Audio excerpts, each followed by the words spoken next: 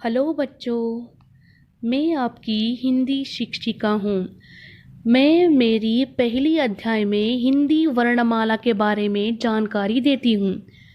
बच्चों, पहले आता है वर्णमाला। वर्ण यानी अक्षर या लेटर।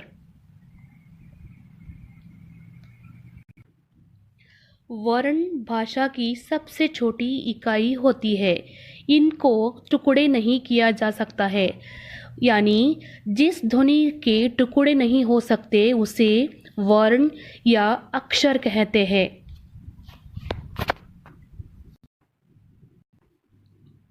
हिंदी भाषा में वर्ण दो प्रकार के होते हैं।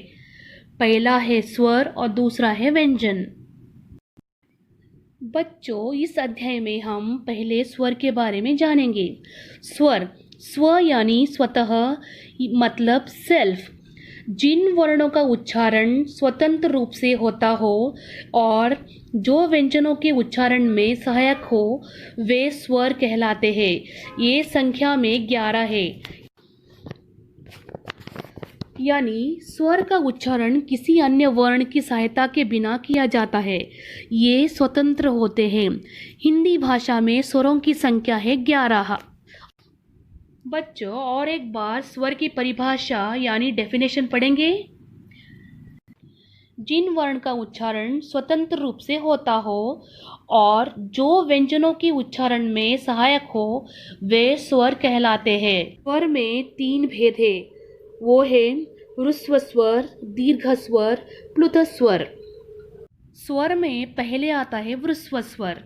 ह्रस्व स्वर यानी जिन स्वर के उच्चारण में कम से कम समय लगता है उन्हें ह्रस्व स्वर कहते हैं।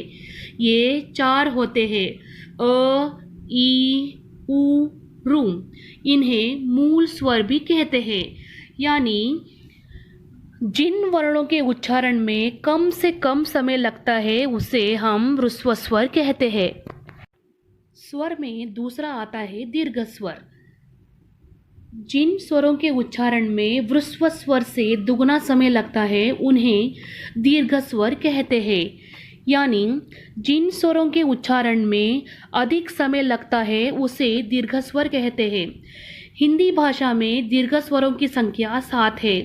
वो है अ, ई, उ, ए, ऐ, ओ, औ। आखिर में आता है प्लुत स्वर।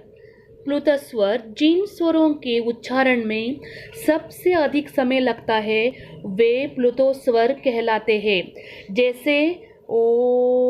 बच्चों, अभी हम स्वर को चित्र के साथ पढ़ेंगे। पहले आता है अ से अनार, आ से आम, ई से इमली, ई से ईख, ऊ से उल्लू, ऊ से ऊन, ऋ से ऋषि, ए से एड़ी, ऐ से ऐनक, ओ से ओखल, औ से औरत। बच्चों, अम को कहते हैं अनुस्वर। इसका उच्चारण नाक से किया जाता है। इसका चिन्ह अ के ऊपर एक बिंदु है।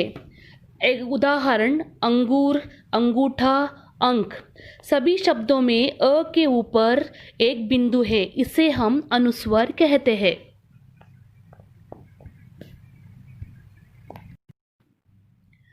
आखिर में आता है अह। यह विसर्ग है। इसका उच्चारण ह की तरह होता है। इसका चिन्ह अ के बाजू 2 बिंदु है। उदाहरण पुनः, नमः, अतः, प्राप्तः आदि।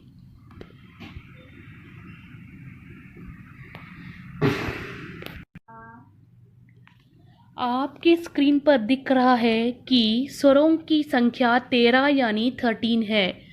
क्या बच्चों और स्वरों को और एक बार पढ़ेंगे? ठीक है। अ, आ, ई, उ, रू, ए, आई, ओ, औ, आहा। मिलाकर सभी स्वरों की संख्या है 13 यानी 13। बच्चों, ये आपका होमवर्क है कि रिक्त स्थानों को पूर्ति कीजिए। यानी फिल द मिसिंग लेटर्स।